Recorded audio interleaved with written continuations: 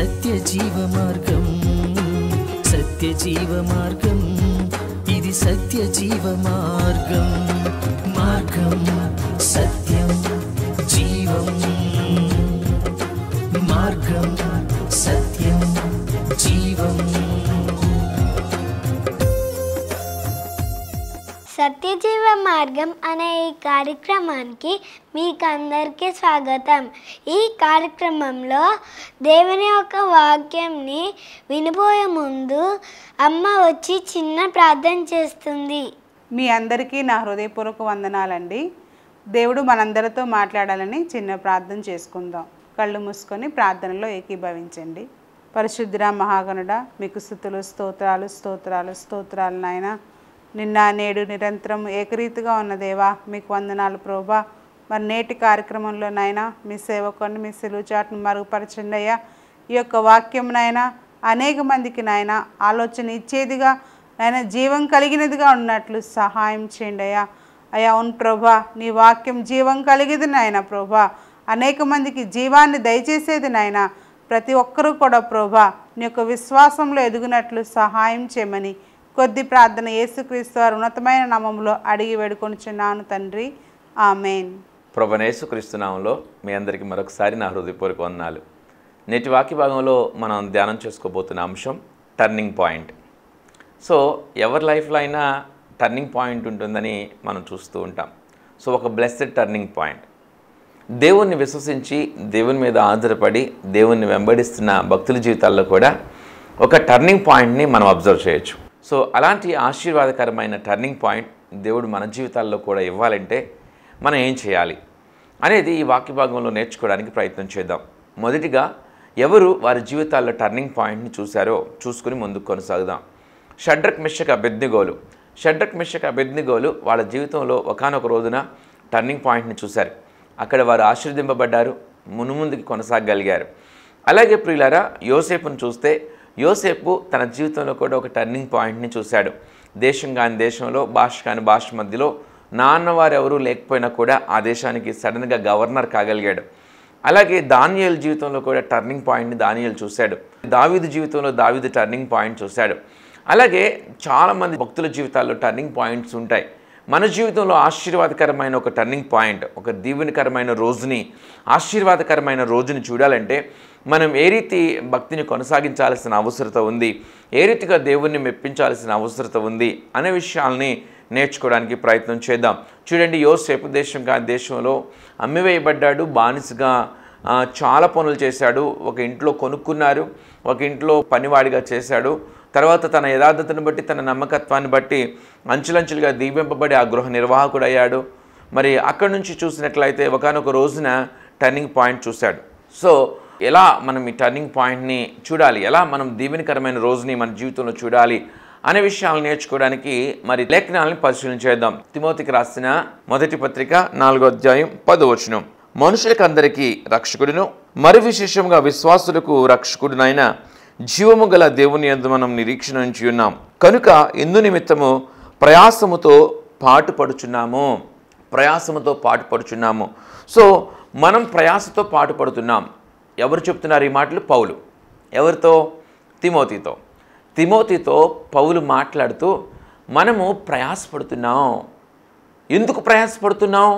లోకంలో ఉన్న మనుషులందరికీ రక్షకుడు, విశ్వాసులకు రక్షకుడు అయిన యేసుక్రీస్తుని, జీవము గల దేవుని ప్రకటించడానికి, ఆయన రాజ్యాన్ని స్థాపించడానికి అనేక మంది ఆ దేవుని తెలుసుకుని వారి యొక్క జీవితంలో నిత్యత్వాన్ని పొందుకోగలగటానికి మనం ప్రయాసపడుతున్నాం. మనం ప్రయాసపడగలడానికి గల కారణం ఏంటంటే ఆయన జీవం కలిగిన దేవుడు. అలాంటి జీవం కలిగిన దేవుని యందు నిరీక్షణ నుంచి మనం ప్రయాసపడుతున్నాం అని పౌలు తిమోతిని బలపరుస్తున్నట్టుగా, తిమోతిని ధైర్యపరుస్తున్నట్లుగా మనం చూస్తూ ఉన్నాం. పౌలుకి చాలామంది శిష్యులు ఉన్నారు.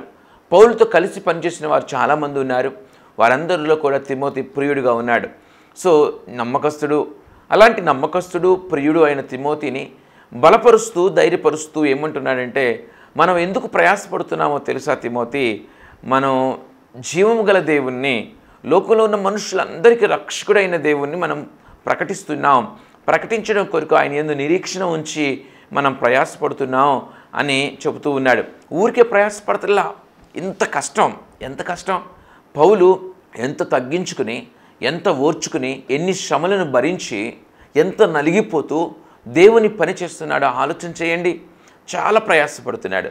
తిమోతి, నువ్వెందుకు ప్రయాసపడుతున్నావో తెలుసా? నువ్వెందుకు అక్కడ అంత కష్టపడాల్సి వచ్చిందో తెలుసా? నువ్వెందుకు అంత ఇబ్బందులు పడుతూ దేవుని కొరకు నువ్వు పరుగులెత్తాల్సిన అవసరం ఏంటో తెలుసా? ఆయన జీవం కలిగిన దేవుడు, ఆయన లోకంలో ఉన్న మనుషులందరికీ రక్షకుడు. సో అలాంటి దేవుని పని మనం చేస్తున్నాం, నిరీక్షణ ఉంచి చేస్తున్నాం అని చెబుతూ ఉన్న మాటలను మనం పరిశీలన చేస్తే ప్రియులారా, దేవుని గురించి మనం ఏం అర్థం చేసుకోవాలి? పౌలు ఎందుకు అంత ప్రయాసపడటానికి సిద్ధపడ్డాడు? దేవుని చేత సంధింపబడ్డవాడు పౌలు, దేవుని స్వరాన్ని విన్నవాడు పౌలు. సో ఒకప్పుడు దూషకుడు, హింసకుడు, హానికరుడు, క్రీస్తు సంఘాన్ని హింసించిన వాడు. అలాంటి వాడు ఒక్కసారిగా అంత మార్పు ఎలా వచ్చిందంటే దేవుని చేత సంధింపబడ్డాడు కాబట్టి, దేవుని స్వరాన్ని విన్నాడు కాబట్టి అంతగా దేవుని వైపు తిరగగలిగాడు. ప్రియులరా, దేవుని గురించి బాగా పౌలుకు తెలుసండి, బాగా తెలుసు. నీకు నాకు తెలిసిన దానికంటే కూడా తను స్వయంగా ఆ స్పర్శను, ఆ తాకిడిని తను అనుభవించాడు కాబట్టి, ఆ గొప్పతనాన్ని తను చూశాడు కాబట్టి అంత ప్రయాసపడుతున్నాడు. సో అదే ఇదిని తిమోతికి చెప్తూ మనం ఎందుకు ప్రయాసపడుతున్నాం తెలుసా? సజీవుడైన దేవుణ్ణి మనం ప్రకటిస్తున్నాం, జీవం గల దేవుణ్ణి మనం ప్రకటిస్తున్నాం. ఆ శక్తి ఏంటో, ఆ కృప ఏంటో, ఆ దేవుని యొక్క ఉన్నతమైన స్థితి ఏంటో నాకు తెలుసు తిమోతి. సజీవుడైన దేవుణ్ణి మనం ప్రకటిస్తున్నాం, ఆయన యందు నిరీక్షణ ఉంచి ఉన్నాం అంటున్నాడు. ప్రియులారా, దేవుని యందు నిరీక్షణ ఉంచి దేవునికి విధేయత చూపిస్తూ మనం బ్రతకాల్సిన వారంగా ఉన్నాం. సో తిమోతికి చాలా ఇన్స్ట్రక్షన్స్ ఇస్తాడు పౌలు, చాలా వార్నింగ్స్, హెచ్చరికలు, సూచనలు ఎన్నో తిమోతికి పౌలు ఇస్తున్నట్లుగా మనం చూస్తూ ఉన్నాం. ఎందుకనంటే వారు నిరీక్షణ ఉంచింది సజీవుడైన దేవుని మీద, వారి విశ్వాసం ఉంచింది సజీవుడైన దేవుని మీద. ఆ దేవాతి దేవుని మీద ఉంచే విశ్వాసం, ఆయన మీద ఆనుకుని కలిగి ఉండే నిరీక్షణ నిరర్ధకంగా పోవు. ఆయన మీద ఎవరైతే ఆయన్ని పరిపూర్ణంగా విశ్వసించి వెంబడిస్తారో ప్రియులారా, వారి జీవితంలో ఒక గొప్ప టర్నింగ్ పాయింట్ని చూడగలుగుతారు. ఇప్పుడు చూద్దాం. యోసేపు దేవుని మీద ఆనుకున్నవాడు, దేవుణ్ణి పరిపూర్ణంగా విశ్వసించినవాడు, దేవుడు చూపించే దర్శనాలను నమ్మేవాడు, దేవునికి లోబడి ఉండాలని, యథార్థంగా ఉండాలని అపారమైన తపన కలిగినవాడు యోసేపు. ఏమంటాడు? పోతీఫరు భార్య యోసేపుని పాపం చేయమని ప్రేరేపిస్తే, నా దేవునికి వ్యతిరేకంగా నేను ఈ పాపం ఎలా చేయగలను, నా దేవునికి వ్యతిరేకంగా నేను ఈ కార్యం ఎలా చేయగలను అని అక్కడి నుంచి పారిపోయిన వ్యక్తి యోసేపు. సో ఆ రీతిగా తను చేసే పనులు యథార్థంగా ఉంటున్నాడని పోతీఫర్ గమనించినప్పుడు, సో ఒక ఇంట్లో పని చేయడానికి కొనుక్కోబడ్డవాడు ఆ గృహంలోనే గృహ నిర్వాహకునిగా ఎదిగాడు. అంత గొప్ప స్థితి తన యథార్థతను బట్టి, తన భక్తి జీవితాన్ని బట్టి కదా కలిగింది. సో కాబట్టి ఇలా దేవునికి ఇష్టడుగా జీవిస్తూ ఎన్ని శ్రమలు వచ్చినా, ఎన్ని చేయని తప్పులకి నిందపడ్డా, శిక్ష పడ్డా, జైల్లో పెట్టబడ్డా, అన్నల చేత అమ్మివేయబడ్డా, గుంటల్లో వేయబడ్డా, ఎన్ని శ్రమలు సమస్యలు అనుభవిస్తున్నా యోసేపు దేవుని మీద నిరీక్షణను కోల్పోక, దేవుని మీద విశ్వాసాన్ని కోల్పోక, దేవుని మెప్పు కొరకు పరితపించిన వ్యక్తిగా మనకు కనిపిస్తూ ఉన్నాడు. అదే యోసేపు జీవితంలో ఒక గొప్ప టర్నింగ్ పాయింట్ని తీసుకొచ్చింది, గొప్ప ఆశీర్వాదకరమైన మలుపుని తీసుకొచ్చింది. యోసేపు నమ్మకంగా జీవిస్తున్నాడు అంతే. ఎన్నో సమస్యలు వస్తున్నాయి, పోతున్నాయి, ఏమండి ఘనత వస్తుంది, పోతుంది, జీవితం ముందుకు కొనసాగుతుంది. కానీ యోసేపు నిరీక్షణను కోల్పోలా, యోసేపు విశ్వాసాన్ని కోల్పోలా. యోసేపు జైల్లో ఉన్నాడు కానీ విశ్వాసాన్ని కోల్పోలా. చూడండి, ఒక టర్నింగ్ పాయింట్ యోసేపును ఎదుర్కొంటూ వచ్చింది, ఒక ఆశీర్వాదకరమైన మలుపు యోసేపును ఎదుర్కొంటూ వచ్చింది. ఫరోకి కల రావడం, ఆ ఫరో కలకి భావం చెప్పాల్సిన వారు ఎవరూ లేకపోవడం, అక్కడ ఉద్యోగిగా ఉన్న ఆ వ్యక్తికి తన జీవితంలో యోసేపు ద్వారా దేవుడు బయలుపరిచిన సందర్భం గుర్తు రావడం, తను వెళ్ళి యోసేపుని తీసుకురావడం, యోసేపు కలభావాన్ని చక్కగా ఫరోకి చెప్పడం, ఇంకా ఈ పనిని చేయడానికి నీకన్నా తెలివైన వాడు, నీకన్నా దేవుని కృపను పొందుకున్నవాడు ఎవడు లేరు కాబట్టి దీనికి నీవే అర్హుడివి, నీవే గవర్నర్వి అని ఫరో ప్రకటించడం, ఇవన్నీ కూడా యోసేపు జీవితంలో చకచకా జరిగిపోవడం. అక్కడి దాకా నత్తనడక నడిచిందండి. అక్కడి దాకా చాలా కష్టాలు, అక్కడి దాకా చాలా ఇబ్బందులు, అక్కడి దాకా చాలా నిందలు, యోసేపు జీవితంలో చాలా శ్రమలు. జైల్లో ఆషామాషిగా రోజులు గడవల, దాదాపు 2 నుంచి 3 సంవత్సరాల పాటు జైల్లో ఉన్నాడు. 3 సంవత్సరాల పాటు జైల్లో ఉన్నాడంటే ఎంత నిరాశ నిస్పృహలకి లోనవ్వాలి మనిషి.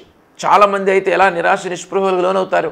యోసేపు కూడా నిరాశ నిస్పృహలు వచ్చిండువా అంటే వచ్చినా కూడా తన విశ్వాసం వాటిని అధిగమించింది.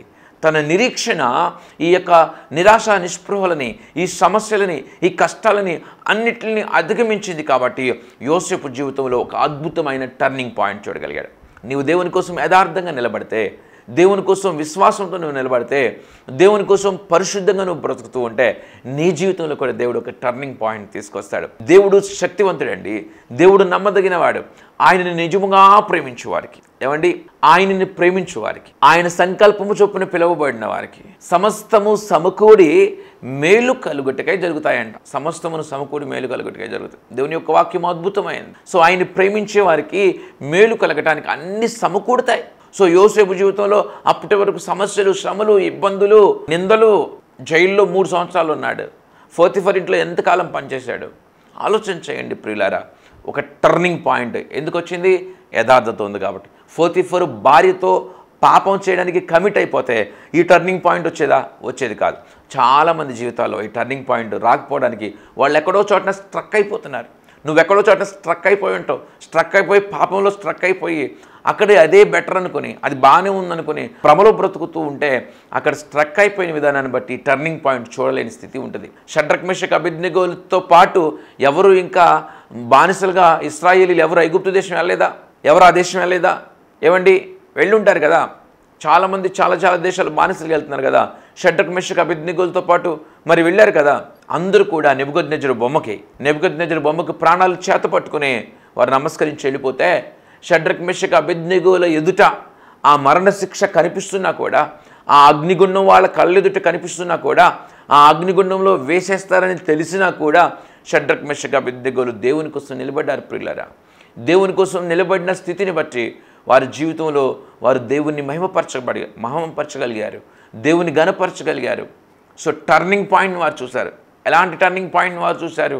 వారు ఆ యొక్క దేవుని కోసం నిలబడిన స్థితిని బట్టి, దేవుడు వారిని రక్షించిన విధానాన్ని బట్టి నెబుకద్నెజరు అంటున్నాడు, వీరి దేవుడే దేవుడు అని చెప్పి ఈ షడ్రక్ మెషక్ అబేద్నెగోలకి ఆ రాజ్యంలో గవర్నమెంట్ జాబ్స్ ఇచ్చాడు. So turning point.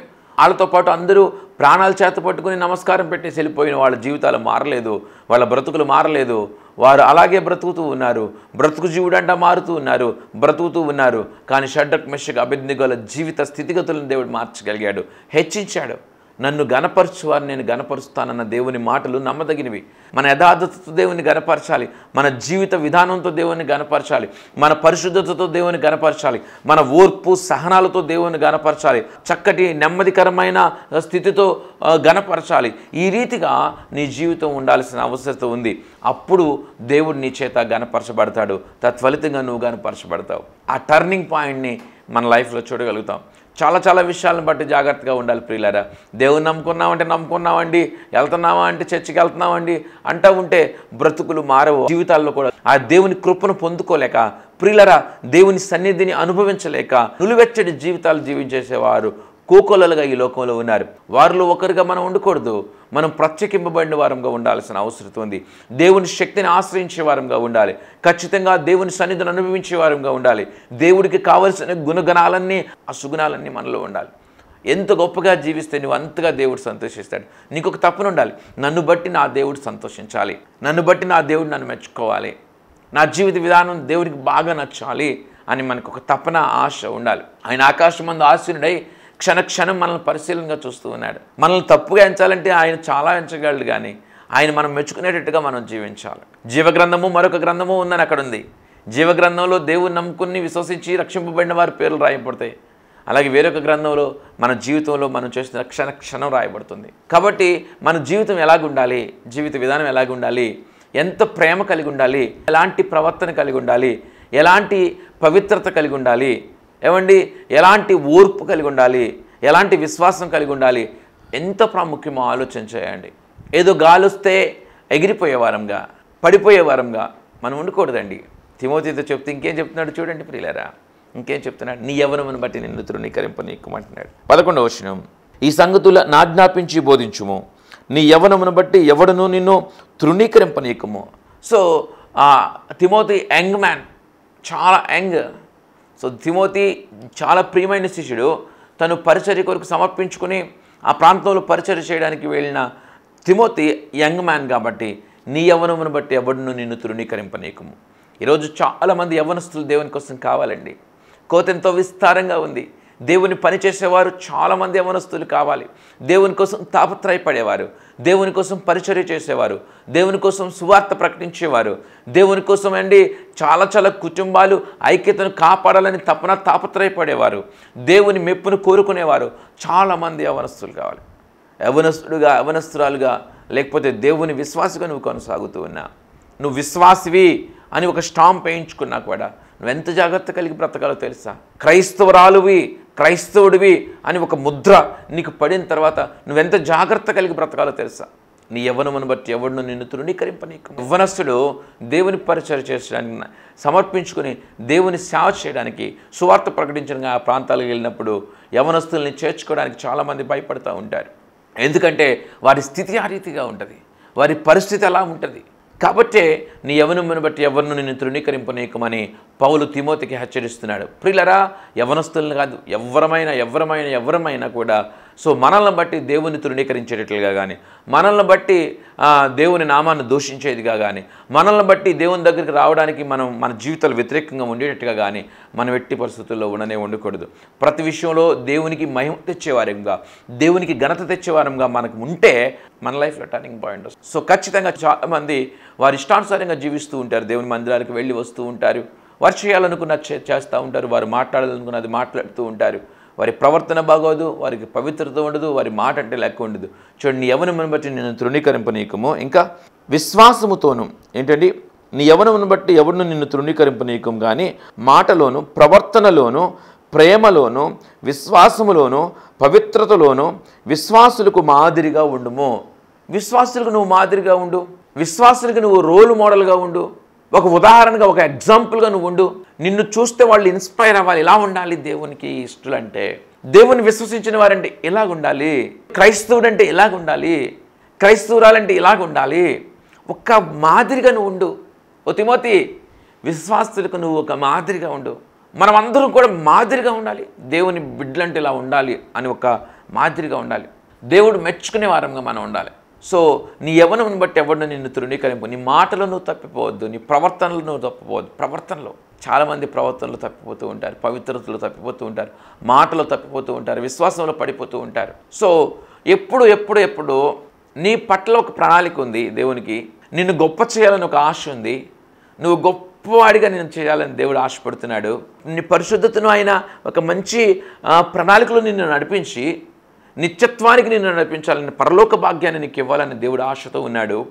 ఆశతో ఉండి తను నడిపిస్తున్నాడు, తను మాట్లాడుతున్నాడు, నిన్ను ప్రోత్సాహపరుస్తున్నాడు. దేవుడు నిన్ను ప్రోత్సాహపరిచి తన ప్రణాళికలో నడిపిస్తూ ఉంటే అపవాదైన సాతానుడు కూడా నిన్ను ప్రక్కన ఉండి నీ త్రోవ మళ్లించాలని ప్రయత్నం చేస్తూ ఉంటాడు. నువ్వు దేవునికి నమ్మకంగా ఉండాలని తపనతో ఉంటే అప్పుడు దాకా నువ్వు పాపాన్ని నువ్వు వెంబడించి ఉండొచ్చు, పాపం వెనకాల నువ్వు పడి ఉండొచ్చు, పాపం కావాలని, లోకం కావాలని నువ్వు తపన పడిపోయి ఉండొచ్చు.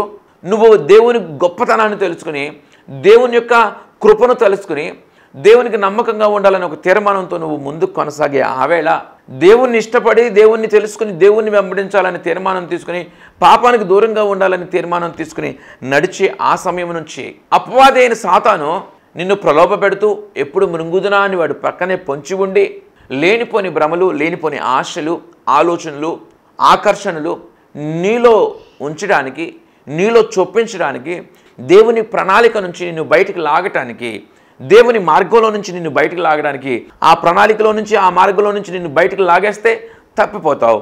ఆ దీవెన, ఆ టర్నింగ్ పాయింట్ నీకు రాదు. ఆ శాంతి, ఆ సమాధానం నీకుండదు, ఆ సంతోషం నీకుండదు, ఆ ఐక్యత నీకుండదు. వాడు లాగాలనే ప్రయత్నం చేస్తూనే ఉంటాడు. నీ లైఫ్లో ఉన్న ప్రశాంతతని, నీ లైఫ్లో ఉన్న సంతోషాన్ని, నీ లైఫ్లో రాబోయే టర్నింగ్ పాయింట్ని, నీ లైఫ్లో ఉండే సమృద్ధిని అంతటిని కూడా వాడు డిస్టర్బ్ చేసేయాలనే వాడు ఎరవేస్తూ ఉంటాడు. ఇది గ్రహించాలి ప్రియులారా, ఎరవేస్తూ ఉంటాడు. కొంతమంది చిన్న చిన్న విషయాలకి తప్పిపోతూ ఉంటారు. యవనస్తులు వారు చాలా చక్కటి తీర్మానం తీసుకున్నాక ఐ లవ్ యూ అని ఒక మెసేజ్ వస్తే ఫోన్లో, లేకపోతే ఎవరైనా ఇష్టపడుతున్నారని తెలిస్తే ఏం చేస్తున్నావు అని పెడతా ఉంటే ఎవరు ఈ నంబర్ ఎవరిది అని ఎంతో తపన పడిపోతారు. సో అది ఎక్కడికి దారితీస్తుందో ఆలోచన చేయండి. ఆ ప్రణాళికలో నుంచి వారు తప్పిపోతారండి, తప్పిపోయే ప్రమాదం ఉంటుంది.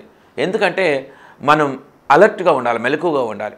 క్షణక్షణం కూడా దేవుని మెప్పును పొందుకోవాలనే తపన తాపత్రయం విడిచిపెట్టకూడదు. చచ్చిపోయేంత వరకు ఈ శరీరంలో పాప నియమం పనిచేస్తుంది ప్రియులారా. పాప నియమం చచ్చిపోయేంత వరకు పనిచేస్తుంది. క్రీస్తుని మనం ధరించుకున్న వారంగా ఉండాలి. క్రీస్తు అని మనం తొడుక్కున్న వారంగా ఉండాలి. క్రీస్తు రూపాన్ని ధరించుకున్న వారంగా ఉండాలి. లోపల పాప నియమం పనిచేస్తున్నప్పుడు క్రీస్తే లోపలికి బయటికి కనిపించాలి. క్రీస్తు యొక్క మహిమ కనిపించాలి. నీవు క్రీస్తులో ఒదిగి ఉండాలి, నువ్వు తగ్గించుకుని ఉండాలి, అంచుకుని ఉండాలి, దేవునికి నమ్మకస్తుడిగా ఉండాలి, దేవునిలోనే ఉండాలి తప్ప ఆ తొడుగును తీసి, ఆ క్రీస్తుని తీసి, ఆ యొక్క క్రీస్తు మహిమను తీసి ప్రక్కన పెట్టావా, నీ యొక్క గాడిద స్వభావం, నీలాంటి పశు స్వభావం బయటకు కనిపించేస్తుందండి. క్రీస్తును నువ్వు ధరించుకున్నంత వరకు నీకు మహిమ, నీకు ఘనత ఉంటుంది, నీకు గొప్ప పేరు ప్రఖ్యాతులు ఉంటాయి.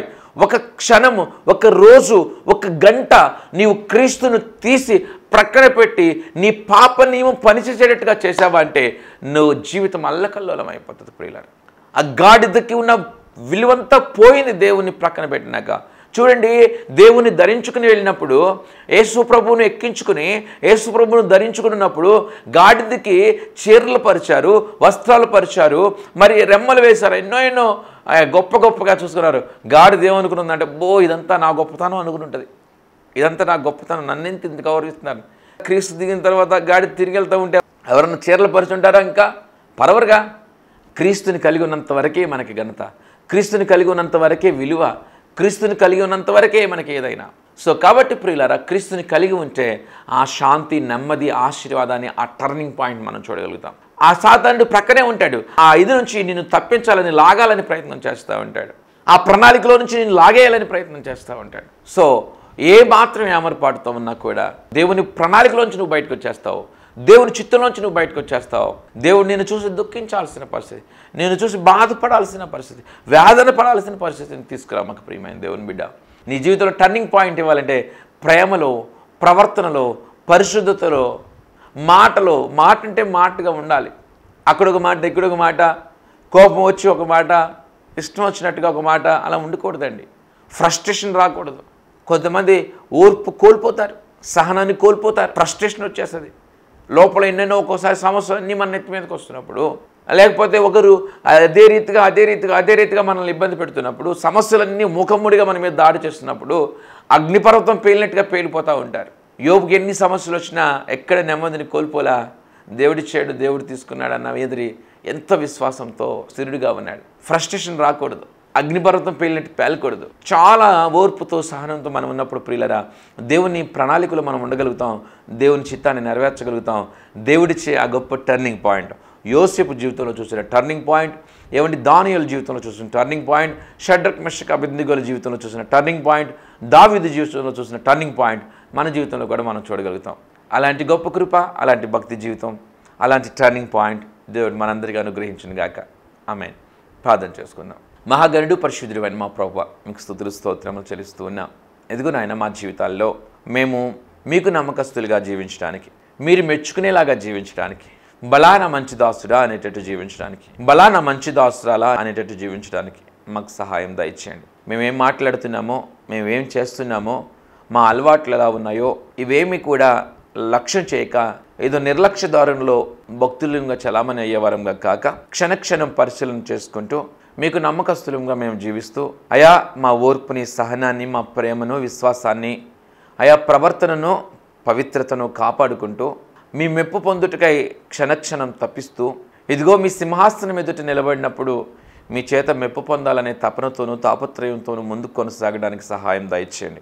అయా దావీదు జీవితంలో ఒకానొక ఫైన్ డే నాడు మీరు ఇచ్చిన టర్నింగ్ పాయింట్, యోసేపు జీవితంలో ఒకానొక రోజున మీరు ఇచ్చిన టర్నింగ్ పాయింట్, అయా గొర్రెలు కాసుకునే దావీదు జీవితంలో మీరు ఇచ్చిన ఒకానొక రోజు ఇచ్చిన టర్నింగ్ పాయింట్, అలాంటి టర్నింగ్ పాయింట్ మా జీవితాల్లో కూడా మీరు ఇవ్వాలంటే అంతే విధేయతతో, అంతే యథార్థతతో, అంతే భక్తిని కూడా మేము కలిగి జీవించాలనే ఒక లెసన్ మేము నేర్చుకుని మీకు విధేయత కలిగి జీవించే కృప మాకు ఇవ్వండి నాయన. మాటలు విని విడిచిపెట్టే వారంగా కాక మా నమ్మకమైన దేవుడు మీరని, మాట ఇచ్చి తప్పని దేవుడు మీరని అయా మీ మీద ఆనుకునే వారంగా మేము ఉండటానికి సహాయం దయచేయండి. యథార్థత అంటే మీకు ఎంత ఇష్టమో, విధేయత అంటే మీకు ఎంత ఇష్టమో, పరిశుద్ధత అంటే మీకు ఎంత ఇష్టమో, ప్రేమగా జీవించడం అంటే మీకు ఎంత ఇష్టమో, ఓర్పు సహనాలను కలిగి జీవించడం అంటే మీకు ఎంత ఇష్టమో, ఇదిగో నాయన సాతాను కుతంత్రాలని పరిశీలన చేసి పసిగట్టి వాటిని అధిగమించి జీవించడం మీకు ఎంత ఇష్టమో మేము గుర్తించి వాటిని వెంబడించడానికి సహాయం దయచేయమని, ఈ మాటలు విన్న ప్రతి బిడ్డని దీవించి మీ కృపతో వర్ధిల్లింప చేయమని ప్రభును ప్రియరక్షకుడైన యేసుక్రీస్తు నామములో ప్రార్థించి వేడుకొంచున్నాము నా తండ్రి. ఆమేన్. ప్రియులారా, దేవుడు మనందరిని దీవించి ఆశీర్వదించును గాక. ఆమేన్. ప్రియమైన సహోదరి సహోదరులారా, మీకు నా హృదయపూర్వక వందనాలు తెలియచేస్తున్నాను. మీ ఆత్మీయ జీవితం ఎలా ఉంది? ఈ జీవన పయనంలో ఎదురయ్యే శోధనలలో విజయం పొందుకుంటున్నారా? మంచిది. మనం శోధనలను సహించి విజయం పొందటం ద్వారా మన పరలోకపు తండ్రి ఎంతో సంతోషిస్తారు. ప్రార్థనకు, వాక్య ధ్యానానికి, పాటలతో ప్రభువును స్తుతించటానికి నీవు ఖచ్చితంగా ప్రతిరోజు సమయం కేటాయించాలి. అప్పుడే నీవు లోకంలో ఉంటూనే నిష్కలంకంగా జీవించగలవు. చెట్టు మంచిదైతే విత్తు మంచిదవుతుంది. యథా రాజా తదా ప్రజ. మంచి కాపరిని కలిగిన మందలు ధన్యమైనవి. చిన్న కుటుంబం చింతలు లేని కుటుంబం. పెద్ద సంఘం కావాలి అని కాదు, మంచి సంఘం కావాలి అనుకోవాలి. అట్టహాసాలకి, ఆడంబరాలకి, ఆటపాటలకి ఆకర్షితులు కాక ప్రభువుకు సంపూర్ణ విధేయత చూపిస్తూ మంచి నడవడిక, మంచి సాక్షి జీవితం, మంద పట్ల బాధ్యత కలిగిన కాపరిని ఎంచుకోవాలి. ఆ సంఘంతోనూ ఆ సేవకునితోనూ తద్వారా ప్రభువుతో అంటుకట్టబడి ఉండాలి. మీ కష్టార్జితం, మీ దశమ భాగాలు మీరు సంతోషంగా దేవునికి కానుక ఇవ్వాలనుకున్నప్పుడు వాటిలో శ్రేష్టమైనవి, అత్యధికమైనవి మీ సంఘ కాపరికి మాత్రమే ఇవ్వాలి. మంద కాచేవాడు మంద పాలుకి అర్హుడు. ఎక్కడో ఉండే టీవీ వర్తమానికుడు ఎంతవరకు నీ మంచి చెడ్డ పట్టించుకోగలడు? ఎంతవరకు నీ యోగక్షేమాలు పట్టించుకోగలడు? నీ కన్నీరు చూడగలిగేది, నిన్ను పట్టించుకోగలిగేది, నీవు ఆశీర్వదింపబడితే సంతోషించేది నీ సంఘ కాపరి మాత్రమే. నీ సంఘ కాపరిని సంతోషపరచు, ఘనపరచు. ఆయన కంటనీరు రాకుండా చూసుకోవాలనే కోరిక నీవు కలిగి ఉంటే ప్రభువు సమస్తం చూస్తూ ఉన్నాడు. ప్రభు సేవలో మీ జోసెఫ్ సుశీల్.